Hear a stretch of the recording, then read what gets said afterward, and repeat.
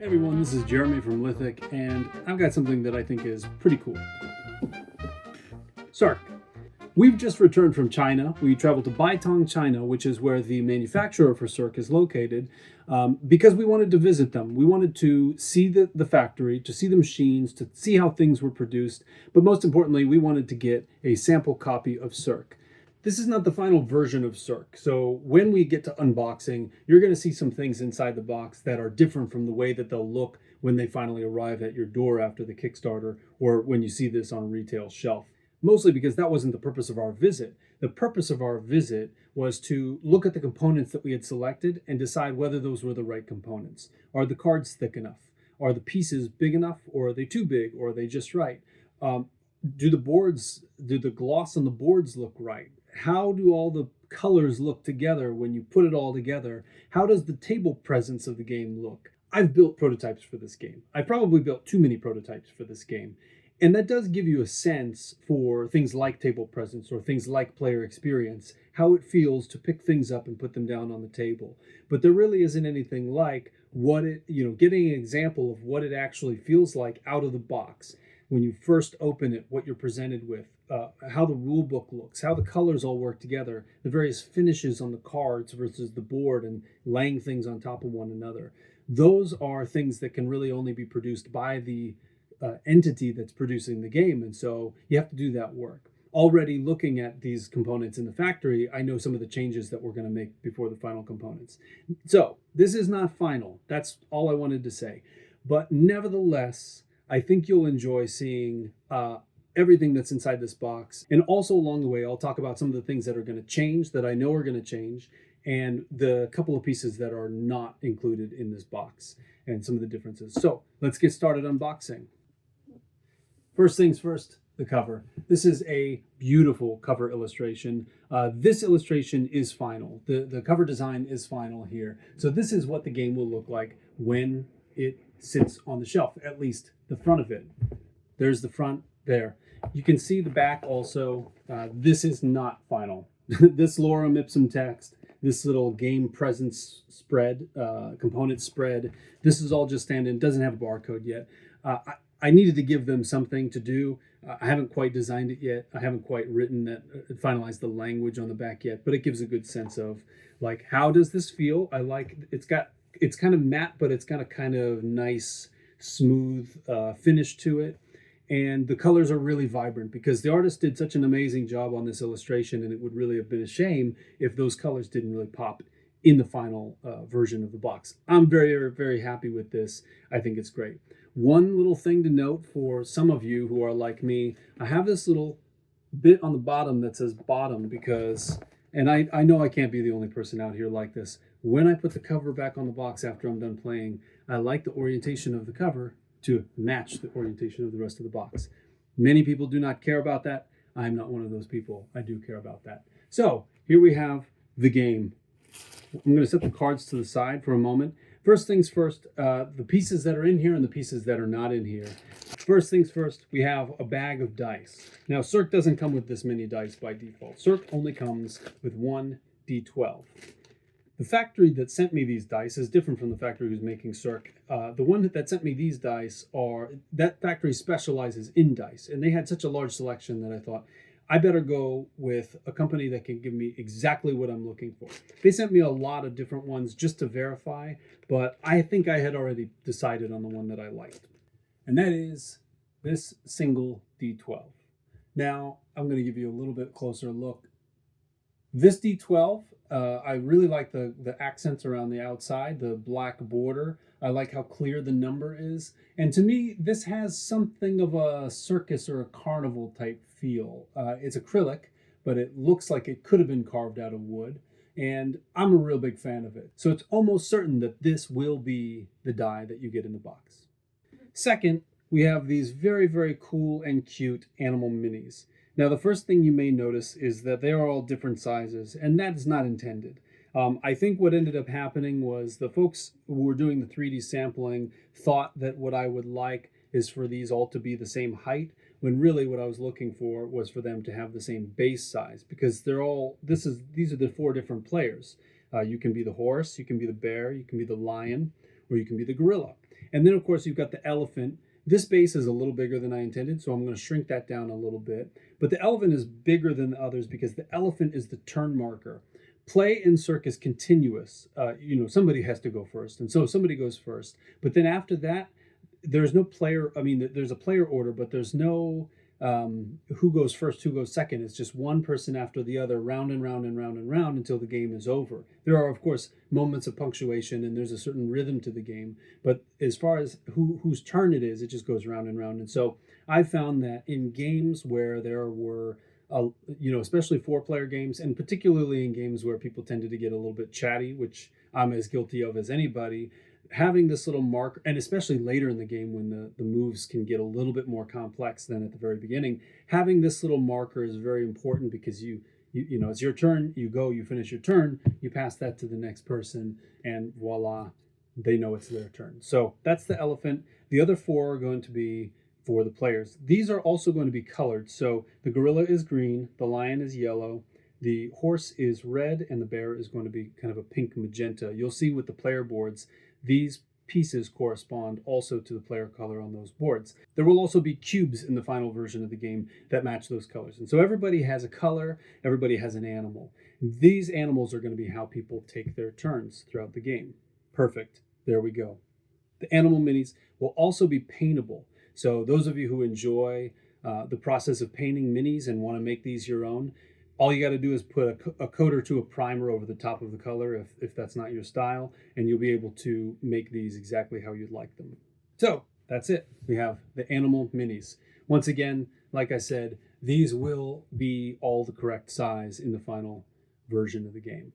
Next, there's the score sheet. I don't know how much there is to say about a score sheet, but there it is. 50 pages. It's glued on the edge so you can rip it off. Score sheet. Also included in the game are going to be 4 of these quick reference guides. Right now I only have 1, but there will be 4 of these, 1 for each player. One side has the actions and some of the iconography and some of the other information about game mechanics, and then on the back, the different ability types and details about the rest period, which is part of the rhythm of the game. So everybody will have one of these, and they are, from a production standpoint, they are the same size as the ringleader cards. Next, we've got the rule book. Now, I may make the rule book a little bit smaller just to fit in the box a little bit less snugly. I think it's a little too hard to get out, but I like the big size of it. I've made the font a little bit bigger as well to make it a little more accessible. I don't mind that it's a few extra pages, and I also think it helps break up the teaching of the game over the course of, each page is sort of dedicated to a specific concept or a couple of concepts, and it'll be a little bit easier for people to learn. The other thing that has bothered me a little bit about modern games is that there are different booklets that do different things. So, when I'm trying to remember a rule or some kind of thing about the game, oh, is that in the rule book or was that in the glossary or something? So I put them all in the same book. There's only one book. It's got iconography on the back. It has a glossary with card rulings in the very end of it. And the whole thing is nice, glossy, other than a couple of problems with the border that I will address in some revisions. I'm a huge fan of this rule book, and I can't wait to have some of the final art concepts come in, or the final art pieces come in, so that I can really finalize the rule book. Some of you know I'm a teacher by trade. I teach at university, and so rule books I'm a little bit of a nerd about rule books, about teaching, about method, and so very happy with the rule book. Moving on to the cards. I'm going to start with the ringleader cards. There are 10 of these. They're a little bit bigger than the other cards. They're, as I said, the same size as the quick reference cards. And I am a big fan of ringleader cards. Now, the game can be played without them, and that provides a little bit more simplicity, but the base experience of the game intends for you to play with ringleader cards, and I think once you get used to them, you'll find that they're a lot of fun. So, for example, the engineer. If the player plays as the engineer, it enhances their ability, or the bonuses that they get, and some of the rewards involved in moving from action to action. The circus, the history of the circus, is in a lot of ways the history of transportation, how to move from one town to another for those circuses that were traveling circuses. Originally, in the early period, this was all done by wagon, and they were all always like stuck in the mud, and they couldn't get over mountains and stuff like that. But then with the advent of rail, some of the bigger circuses like Barnum and Bailey, and the bigger ones utilized that medium, and it really transformed the ability of the circus to move from place to place. And this happened in the US and across the world. So the engineer capitalized on that. The collector. The collector is a ringleader that really focuses on the set collection dimension of the game. It rewards the player for collecting curiosities, for collecting things that have the allure tag, which is the little blue tag there. So anyway, there are 10 of them, and they all privilege certain play styles, and they reward certain play styles. And as with every strategy in Cirque, a player can choose to pursue that or can pivot if that's not proving to be their win condition for that game. So 10 ringleader cards. Right now there's lorem ipsum text on the back, but on the back will be a kind of historical rendering of the character. It's not meant to be kind of RPG style where I'm lore building or anything like that. I'm trying to make it more of an educational experience so that you learn something about the history of the circus. I've just realized that the cover fell over. So those are the ringleader cards. Now, as for the cards themselves, there are 180 performer cards. These are the engine of the game. I'm going to throw that over there. Now, the game really revolves around these cards. The cards are the engine of Cirque. And one of the reasons is that I like games like that. I like games with lots of different cards, 180 unique cards. They're all different powers, different illustrations. So I personally like games like that, and I always wanted to make, when I'm making games, I like to make games that I want to play. But also, the circus is a place where people with unique and astounding talents show them off to the world, right? Where we get to go buy a ticket and watch people do a bunch of stuff that we can't do that makes us feel alive. And so I felt that the proper activity of the game really should be centered on these performers and their unbelievable talents. And so that's what these cards represent. Like I said, there are 180 unique performer cards. They make up the stock deck of the game. So that's them. Now, as for production, I found that the card stock that we ended up with for the sample pack, I thought it was too thin. I like these cards to be a little bit weightier, to feel a little bit more substantial in hand. And so we're upping the weight of these cards. I don't mind if it costs a little bit extra. I want this game to feel kind of substantial and worth doing. These are, for the time being, the solo card deck.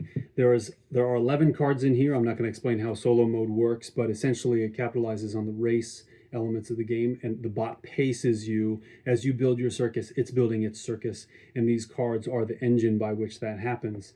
That is currently in final playtesting at the moment. There will be a video on solo mode at some point. And then there are 16 of these tutorial cards. Now, these tutorial cards are, in essence, 4 sets of 4 cards. And you can see also the player colors again. You've got green, you've got yellow, red, and then this little magenta color. And what will end up happening for first-time players, for people who would like to play this game the first time through the tutorial mode, is it scripts the first 9 or 10 moves for you using these cards. Everybody has identical cards. And that provides players, in the first time they play this game, with a nice engine, a kind of heated up engine for you so that it speeds the game along a little bit, and it also teaches you the fundamentals. And so the the tutorial mode is detailed in the rule book through those scripted moves, and that's one way to learn the game. Of course, it's not necessary for everybody. If you're an experienced gamer, you may not need the tutorial mode, but it's there for you. So, performer cards, solo mode cards, and tutorial mode cards. Next, we have the punch boards, and these were made using a slightly different machine than the machine that will make the final punch boards, and so these come out actually very, very easily. But this is where you'll find, for one, all of the different currencies in Cirque. And so you can see coins, you can see peanuts, and a little bit of popcorn there. And they really pop out instantly, which I don't mind, but I do want them to be a little bit snugger in the final version. I also feel that the colors weren't quite snappy enough on this version, and so I'm going to increase the saturation, and maybe we'll adjust the materials and fix some bleed issues and stuff like that. But by and large, these are what, there it goes. These are what the punch boards look like. Of course, you'll punch these out the first time you play the game and never again. Now, there are, though, other punch boards. Let me fish this out here really quick. And these other punch boards have, there we go, These other punch boards also have what are the action tiles in the game. So let me just pull the Talent Scout out. So these action tiles are basically the main player board throughout the game. In original versions of this game, I did have a central player board. I'm somebody who doesn't actually have a very large dining room table or like a big game table. We play on our regular dining table. It's not that big. And I was having a little bit of trouble with table real estate. And so we reimagined what would that look like if it was slightly different. Now the art on here is not final. This is stand-in art because I changed the system, and so we have to wait for the artists to catch up. And of course we're using real artists and paying them real dollars, not fake dollars, not fake artists, generative AI. We'll never use generative AI. But these are where the actions happen. And so towards the end of the video, I will set the action tiles up. So I'm going to actually pop these out in real time. We'll set this up the way that you can, so that you can see what it would look like as a full board and what you can, and what it would look like if you spread them and distributed through the table. For example, if your table was not that big and you needed to get creative. So we pop them out. You can see this performance tile is the biggest tile of all. It's really, get my orientation right. It's really cool looking. I mean, just the material itself. Like I said, that art is not quite final. So those are the punch boards. We've got feats, we've got renown, which are, if you've never played Cirque, you don't know anything about what I'm talking about, but maybe you'll learn. So punch boards, there are 6 of them. I'm going to set them over here so that you can still see them. We'll set these up later. Next, we've got the reward board. Now, the reward board is one of the places where the players will find scoring opportunities through feats on this side and renown on this side. Feats are things that are achieved throughout the course of the game. So the moment that you achieve them, you can, on your turn, take those, and at the end of the game, you have the points associated with those feats. And then on the renown side, those are things that are scored at the end of the game. So we compare circuses against one another and see what various qualities they have. These are randomized every single game. I'll pop one of these feat tokens out so that you can see. These feat tokens, this one says clowns. So on the gold side, if you get 3 clowns, it's 12 victory points. If you get 2 clowns, it's 7 victory points. You know, you'll randomize these every game. And then as you set up the game, if it lands on the gold side, you stick it there. You do 3 gold, 3 silver. And this is, like I said, one of the ways you earn points. Same thing with the renown. That's randomized every single game. And so every game is a little bit different, and it really achieves a high degree of playability because of that. We've played lots and lots of games of Cirque at this point, and they're all a little bit different because of that. And finally, last but not least, we have the player boards. These fold out, so they're bifold. Everybody gets one of these in front of them at the start of the game. You can see that there's the color. I happen to know that the gorilla is green, G for gorilla, G for green. And so I would take my gorilla piece, I would take the cubes that are not yet in the game of that same color, and I would take my player board of that color. And this is your circus. The player board is your circus. And so this is where you'll be laying your cards throughout the course of the game. I'm going to slide this up so that you can see it a little better. This is your circus. This is where you will be laying the performer cards down. This is where you'll be taking your performances and activating all these different abilities. As you can see, it's got two different venues. It's got the big top on the one side and the sideshow on the other side. I will do a how to play video at some point, which will detail exactly how all of this works. So don't worry about the complexity on a mechanical level. But I think these player boards turned out really well. Like I said, there are 4 of them, 4 different colors, 4 different players. There's the red, there's the yellow, there's the magenta. These 2, I felt like could have been a little bit more vibrant. So I'm going to make sure the color balance looks exactly how I want it to look in the final version of the game. But I think these player boards are very high quality. I like the thickness of it. I like the finish. I like the material. Now, I told you I would show you what it looks like when you put all of these pieces together into one final board. Not counting some bleed issues that we will address in the final version of the game. This is essentially what it will look like if you decide to assemble all the action tiles together as kind of one center of the table board. When I take my turn, I take my little mini and I set it on the Circus Manager if I'm going there, or I set it on the Talent Scout if I'm going there. If I'm taking the performance action, I set it there. This is how the game is played. It's boom, boom, boom, boom. Every time you take a turn, you take your animal and you move it to one of these tiles. If, for example, like I said, you have a small table, you can take these and you can redistribute them however you want. You can line them up like this and put this one over here. You can line them up any old way, right? Anywhere you can fit these tiles that somebody can reach them, you can do that. And if you'd like them like this, they will fit together just like that. I think this is a nice compromise, and in any case, the whole thing didn't need to be one big board. And so I'm really excited about this system, and I hope you like it too. So that's what's in the box. I've made a really good mess here that I'll have to clean up. I'll probably punch all these things out, put them in little baggies, and of course in the final game there will be little baggies. The other thing I failed to mention was in the final game there will be an insert in here where the animals and the dice and all the cards sit, where everything's nicely arranged and it fits and is organized very cleanly in the box. And so this is not going to be a big voluminous container where things are just sort of rattling around. It'll have its nice settled home. Each component has its nice settled home inside the box, and so don't worry about that. If you're somebody who likes things to be particularly organized, I've got you all taken care of there. There'll be a nice insert there. I really appreciate you watching this video. If you do have any questions about Cirque, if you want to know anything more about the components, if you have any feedback for me, like you think I've made the wrong decision somewhere along the way and you'd like to weigh in, a lot of what you see here, I already know what I'm going to do, but I'm also somebody who can be persuaded about stuff. So if you do have any thoughts, please feel free to put them in the comments. Don't forget to like the video. Please subscribe. If you follow me on social, you're going to get a lot of updates from me. And last but not least, I have a newsletter that I send out every month, and this may increase as we get closer to the crowd. I promise I'm not going to spam your inbox, but this may increase a little bit as we get closer to crowdfund, because I like sharing this process with my audiences. I like to talk to you about why I make the decisions I make, and I like to hear from you what you like and what you don't like.